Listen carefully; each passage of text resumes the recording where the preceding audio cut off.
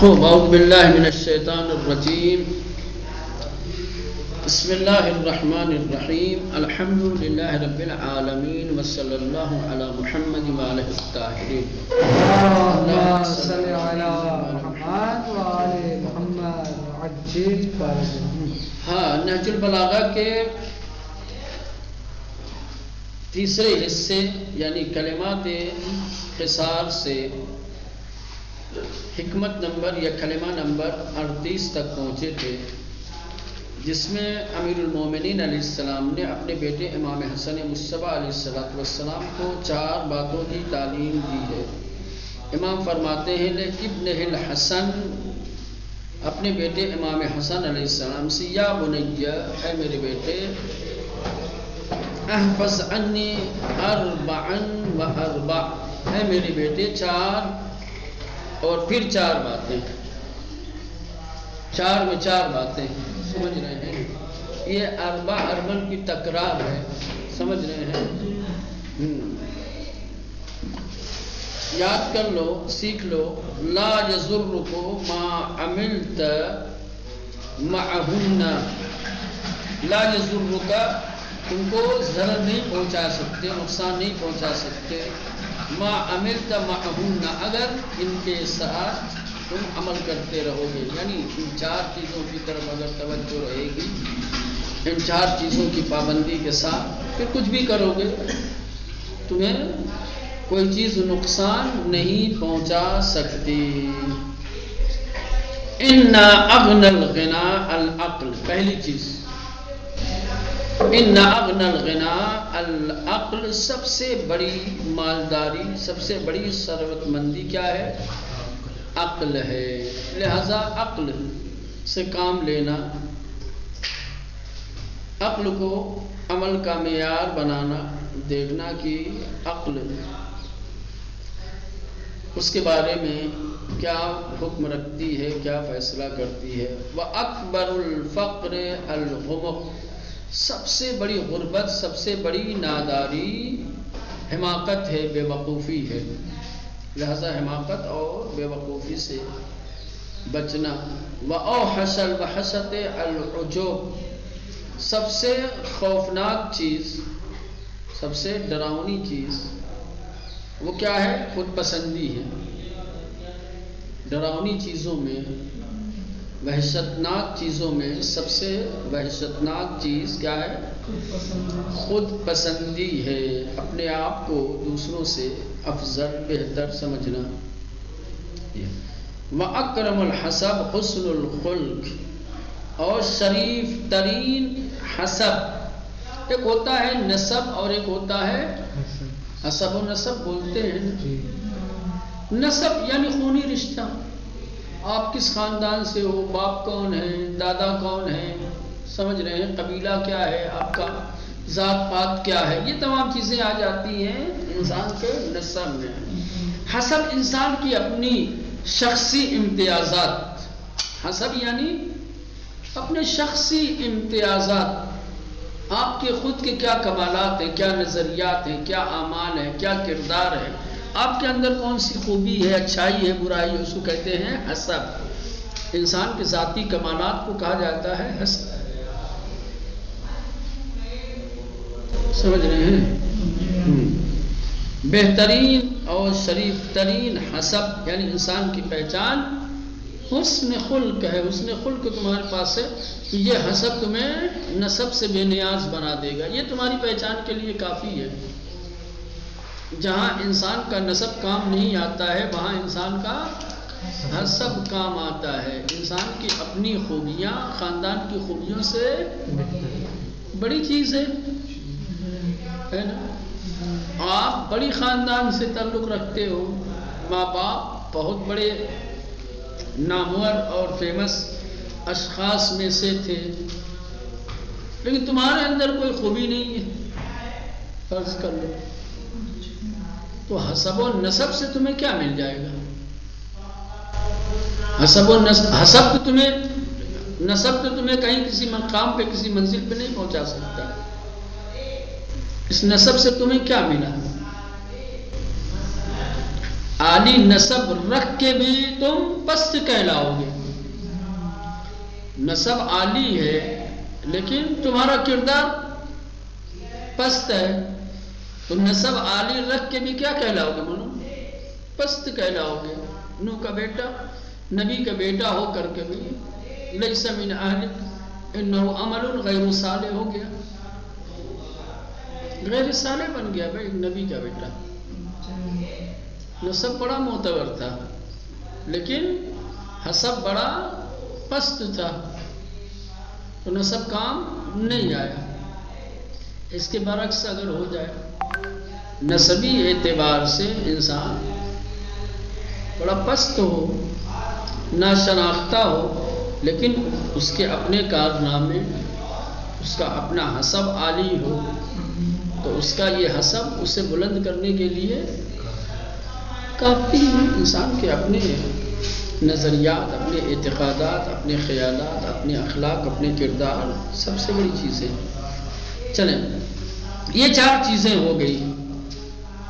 اس کے بعد یا بنی ایاک و مصادقۃ الاحمق، یہ جو 4 چیزیں تھیں امام نے صرف ان 4 چیزوں کو فردی طور پہ پہچنوایا ہے، ان کا تعارف کروایا ہے. اب پھر 4 چیزیں جو انہی 4 سے متعلق کہا تھا نا، اربع تو یہ یہی ہے. وہ 4 تو ہو گئی. عقل سب سے بڑی مالداری ہے، بے وقوفی سب سے بڑی فقیری ہے، عجب سب سے وحشتناک چیز ہے، حسن خلق سب سے بڑا حسب ہے. تو ہوگی 4 چیزیں. اب یا بنی ایاک و مصادقۃ الاحمق، وہ فردی کردار بتایا، فردی اثر بتایا ہے. اب یہاں اجتماعی اعتبار سے امام فرماتے ہیں اے میرے بیٹے کبھی بے وقوفی کی دوستی اختیار مت کرنا. بے وقوف انسان کو اپنا دوست مت بنانا. فَإِنَّهُ يُرِيدُ أَن يَنفَعَكَ فَيَضُرُّكَ. کیوں؟ آخر وجہ بتائیں. کیونکہ وہ آپ کو، کیونکہ وہ تمہیں فائدہ پہنچانا چاہے گا، نقصان پہنچا دے گا. احمق ہے، اس کو سمجھ میں تھوڑی جائے گی. وہی سمجھے گا کسی میں کیا ہے، بھلائی ہے، فائدہ ہے، بھلائی ہے، فائدہ ہے، جبکہ حقیقت میں اس میں نقصان ہوگا.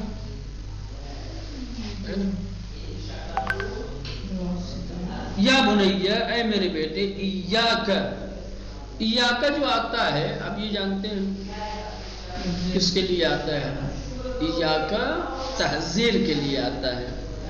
جب کسی چیز سے ڈرایا جاتا ہے، خبردار کیا جاتا ہے، کسی چیز سے پرہیز کرنے کا حکم دیا جاتا ہے تو کہا جاتا ہے ایاک، تحذیر ہے. اغراء اور تحذیر پڑھا کہ نہیں نحو میں؟ آیا ذہن میں؟ ہاں، اغراء اور تحذیر. اغراء ہوتا ہے تشویق دلانے کے لیے، رغبت دلانے کے لیے، کسی عمل کی طرف مائل کرنے کے لیے، اور تحذیر ہوتا ہے کسی تنبیہ کرنے کے لیے، خبردار کرنے کے لیے، کسی چیز سے روکنے کے لیے، خطرے سے آگاہ کرنے کے لیے. یا بنی، اے میرے لال، ایاک، بچنا، پرہیز کرنا، دوری اختیار کرنا. کس سے؟ وہ مصادقۃ الاحمق. احمق، مصادقہ یعنی دوستی، صدیق بننا ہے نا. احمق کی دوستی سے، بے وقوف کی رفاقت سے. فَإِنَّهُ، کیونکہ یہ احمق، یرید ان ینفعک، تمہیں نفع پہنچانے کا ارادہ تو کرے گا، تمہیں نفع پہنچانا چاہے گا. فَيَضُرُّكَ، لیکن کیا ہوگا؟ فَيَضُرَّكَ، یہ ضرر پہنچا دے گا، نقصان پہنچا دے گا. وَإِيَّاكَ مُصَادَقَةَ الْبَخِيلِ، کنجوس اور بخیل انسان کی دوستی سے پرہیز کرنا. فَإِنَّهُ يَقْعُدُ عَنْكَ أَحْوَجَ مَا تَكُونُ إِلَيْهِ. فَإِنَّهُ، کیونکہ وہ يَقْعَدَ عَنْكَ، تم سے دور ہو جائے گا، تم سے دور بھاگ جائے گا، تمہیں چھوڑ دے گا. احوج ما تکون الیہ، جب تم اس کے شدید محتاج ہو جاؤ گے، یعنی جب تمہیں اس کی ضرورت پڑے گی، جب تمہیں اس کی مدد کی ضرورت پڑے گی تو وہ تمہیں نہ چھوڑے، کام نہیں آئے گا، ضرورت کے وقت یہ کام نہیں آئے گا۔ بخیل انسان خرچ کے وقت کام، ضرورت کے وقت کام نہیں آتا ہے، چھوڑ دیتا ہے، واقعی حقیقت یہی ہے۔ بخیل اسی وقت تک تمہارے ساتھ رہے گا جب تک تم خرچ کرتے رہو گے یا تمہیں اس کی ضرورت نہیں ہوگی۔ وہ اپنی ضرورت کے تحت تمہارا دوست بن کے رہے گا، تمہیں جس دن ضرورت پڑ گئی اس کی رفاقت، چونکہ بخیل آدمی اس کے لیے سب سے بڑی چیز اس کا اپنا مال ہوتا ہے۔ بخیل انسان کو سب سے زیادہ عزیز اس کا اپنا مال ہوتا ہے، اپنے مال کو بچانے کی خاطر کچھ بھی کر سکتا ہے۔ بخیل انسان اپنی عزت کو مال کے عوض بیچ سکتا ہے۔ بخیل انسان اپنی قدر و قیمت کو، اپنی عزت کو فروخت کر دیتا ہے مال دنیا کے لیے، اور کریم انسان کیا ہے، اپنی عزت کو بچا لیتا ہے مال دنیا کو قربان کر کے۔ روایت ہے بخیل انسان مال کے لیے اپنی عزت بیچ دیتا ہے، اور کریم انسان عزت کے لیے اپنے مال کو قربان کر دیتا ہے۔ تو یہ عزت بیچ دے گا، اولاد بعد میں تم سرزنش کرو، دنیا اسے کچھ بھی کہے، اس کو تھوڑی فرق پڑنے والا ہے، اس کا مال بچ گیا، بس اس کے لیے وہی کافی ہے۔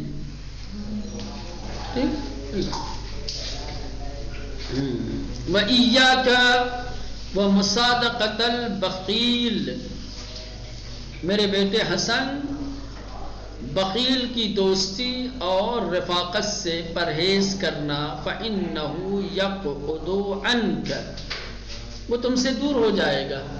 يَقْعُدُ عَنْكَ، وَإِلَّا قَعَدَ يَقْعُدُ بیٹھنا ہوتا ہے نا، پاس رہنے کے معنی میں، لیکن عنکا کے ساتھ جب آتا ہے تو الٹا معنی دے گا، دور ہونے کے۔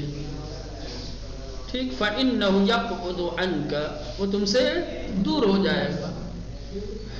احوج ما تکون الیہ، احوج یعنی جب بہت زیادہ ضرورت ہوگی تم کو اس کی، جب تم اس کے شدید ضرورت مند ہو جاؤ گے، جب تمہیں اس کی شدید ضرورت ہوگی تو وہ تمہیں تنہا چھوڑ دے گا۔